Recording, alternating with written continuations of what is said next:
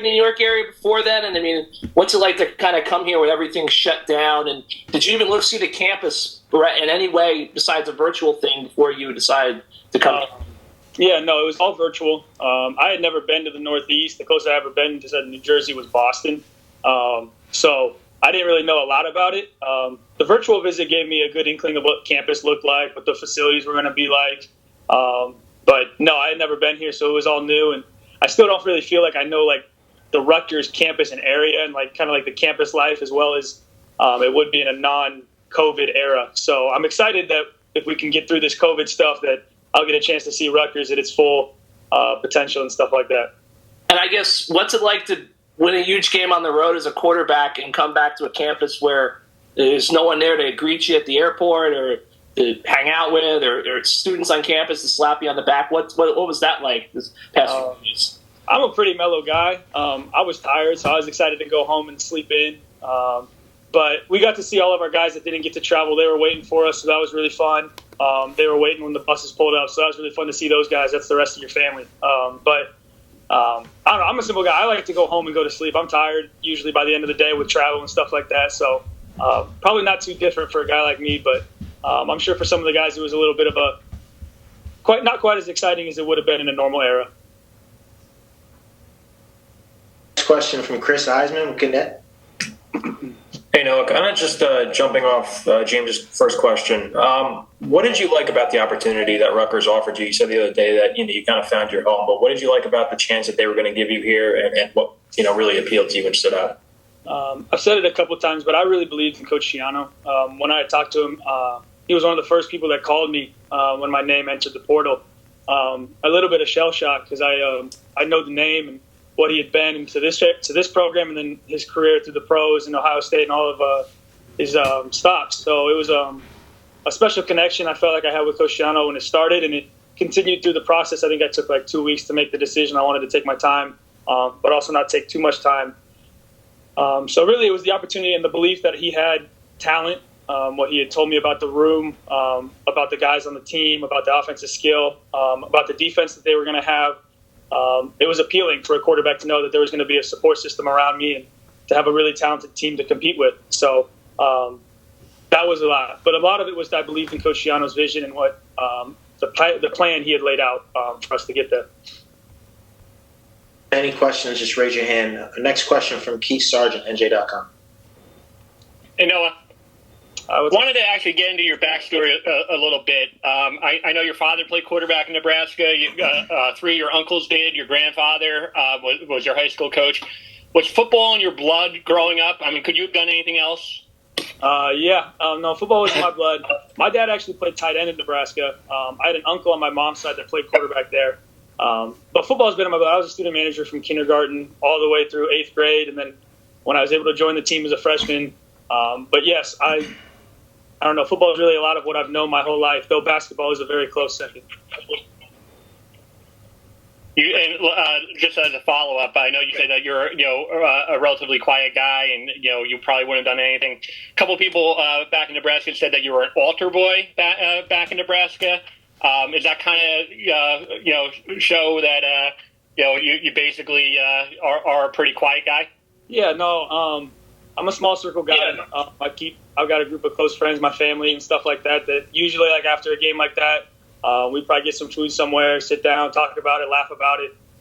But we're up early here. We're a morning practice team, so sleep is super, super valuable. That's part of that. You want to get that win and go home and get to sleep because there's got another week coming. But yeah, no, that's a good little hint to the kind of guy I am. Our next question from Aaron Brightman on the Banks. Hey, Noah. Wanted to ask just in terms of what you learned from your last stop in Nebraska with that quarterback competition and how it helped you coming to Rutgers with the competition that you faced this preseason. Yeah, no, I mean, that was a good, really kind of learning experience there is that there are no off days. I think Coach Schiano says it really well here. Leaders don't get off days. You can't come out to practice and have a bad day. And in a quarterback competition, that gets almost emphasized. Like it really is that you got to bring it every single day. And having been through it once before, I think there was some learning stuff that I had learned that helped. But just like every position. I mean, no position is safe. Mine's never safe. You're constantly competing for Indiana, but you're also competing against the guys behind you, and that's how you continue to excel and to get better every single week. We go back to James Cratch. No, I'm just curious. What do you kind of see on tape from this Indiana team? I know they had, they were like you guys last week. They had a bunch of takeaways, and that kind of fueled their ability to beat Penn State. They're a talented team. I think obviously their win last week tells you that. They're ranked this week. They're a very talented team, and we take our approach to them very seriously, as we do every team.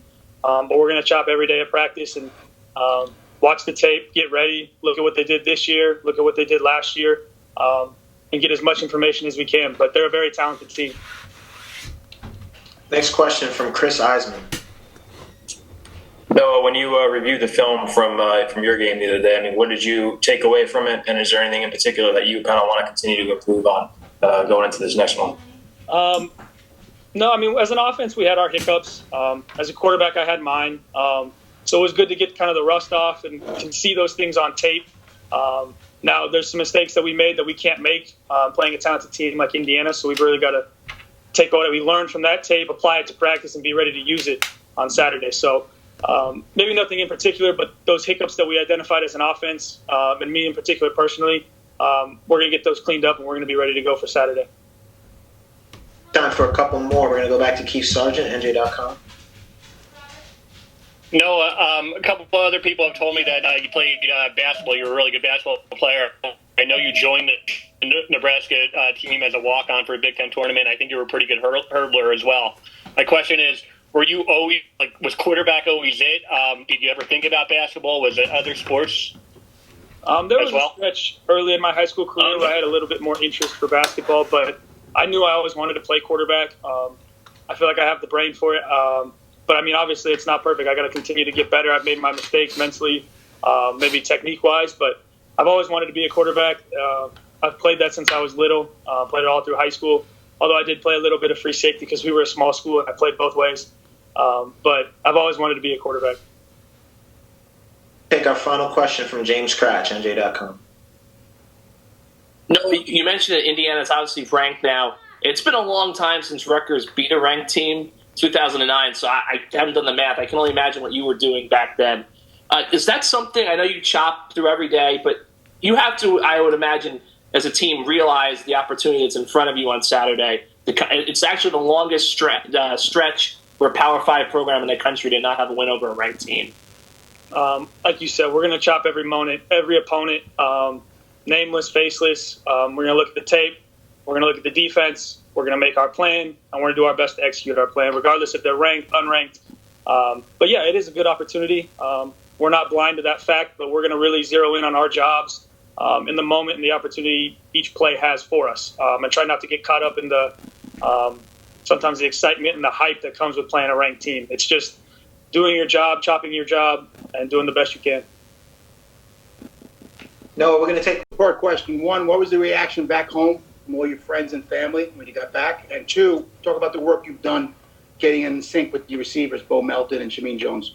Yeah, no, back home, I had a lot of texts. Had to make a lot of calls to grandma, grandpa, aunts and uncles. Talked to mom and dad. They drove 10 hours through the night after my little brother's game to be there in East Lansing. So I definitely called them on their ride home to try to, since we weren't really able to hang out because of COVID after the game and stuff like that. So made some phone calls, got a lot of texts. It was nice to hear from some people that maybe I don't always hear from. But as far as getting in sync with the wideouts, we have a talented wideout group, top to bottom.